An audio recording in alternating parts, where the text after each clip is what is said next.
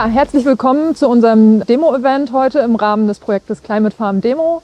Wir sind heute auf dem Betrieb von Heiko Stelling, der in der Nähe von Bremervörde Vollweide mit saisonaler Abkalbung im Herbst macht. Wir halten auf unserem Betrieb 170 Milchkühe plus die dazugehörige Nachzucht und bewirtschaften 150 Hektar Fläche. Davon sind 27 Hektar Ackerland, der Rest ist Grünland.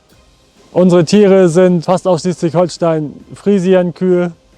Vor der Betriebsumstellung haben wir die typische Joggingweide fabriziert, also morgens raus, abends rein, im Stall eigentlich im Prinzip noch satt gefüttert, und das wollten wir ändern. Ich wollte meine Kühe gerne dauerhaft draußen halten, weil ich das ganze Futter auf den Wiesen zur Verfügung habe und ich eigentlich nicht mehr wollte, dass ich das mit den Maschinen in den Silo fahren muss, sondern dass sich die Kühe das selber alles holen können.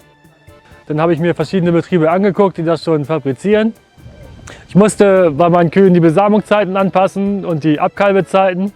Ich habe jetzt eine Herbstabkalbung, damit ich meine hochleistenden Kühe im Winter, wenn sie es brauchen, noch richtig ausfüttern kann. Und dann gehen sie jetzt in den Sommermonaten, wenn die eher schon ein bisschen niederleistender sind, auf die Weide. Ja, wenn man so etwas plant, seine Kühe zum Beispiel in Vollweide zu stellen, sollte man erstmal gucken, ob man von seinen Betriebsstrukturen da überhaupt zu in der Lage ist. Und man braucht auch einen langen Atem, um das erstmal alles überhaupt umzusetzen. Durch die Vollweide wollte ich meinen Kühen mehr Tierwohl bieten und ich habe dadurch auch mehr Lebensqualität erhalten. Dass ich jetzt klimaschonender arbeite, ist eigentlich nur der positive Nebeneffekt davon gewesen.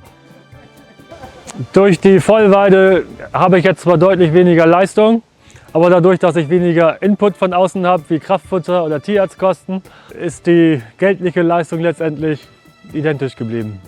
Im Gegensatz zu vorher, zu meiner Joggingweide und 4 Schnitt Grasmähen, muss ich mich jetzt deutlich mehr um die Weideflächen kümmern. Da sind jetzt immer Sachen dran wie regelmäßiges Nachsehen, Weide messen und stecken. Und das Wichtigste für mich persönlich ist, ich mache das, was ich gerne mag. Ich bin eher der Mensch, der über die Weide läuft, als dass der auf dem Trecker sitzt. Heikos Betrieb ist ein super Beispiel dafür, dass Umstellungen häufig dazu führen können, dass als Nebenprodukt der Betrieb auch klimafreundlicher und effizienter wird. Der Betrieb hat die Vollweide schon sehr auf diesen sehr spezifischen Standort angepasst.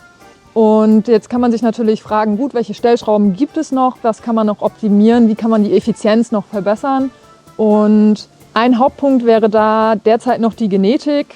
Ja, durchaus. Also Genetik der Tiere ist ein Thema. Jetzt habe ich die hochleistenden HF-Kühe. Langfristig sollten das bei mir eher Kreuzungstiere werden, die vielleicht nicht so ganz hoch in der Leistung sind, aber ein bisschen länger durchhalten und ein bisschen besser mit der Weide zurechtkommen. Ein großes Defizit bei dieser Betriebsform ist es im Moment noch, dass man die Kühe nicht so schön tragend bekommt und dadurch ein paar mehr Kühe zum Schlachter schickt, als wenn man es normalerweise machen würde. Aber langfristig ist schon das Ziel, dass die durch die Vollweide eine deutlich bessere Tiergesundheit haben, sodass sich die Langlebigkeit der Tiere auch auf die Klimaeffizienz auswirken kann. Was mir heute besonders aufgefallen ist, ist, dass Heiko Stelling auch viele andere Landwirtinnen und Landwirte, die heute hier waren, inspirieren konnte. Manchmal muss man sowas einmal gesehen haben, um zu wissen, dass es auch klappen kann, auch für den eigenen Betrieb.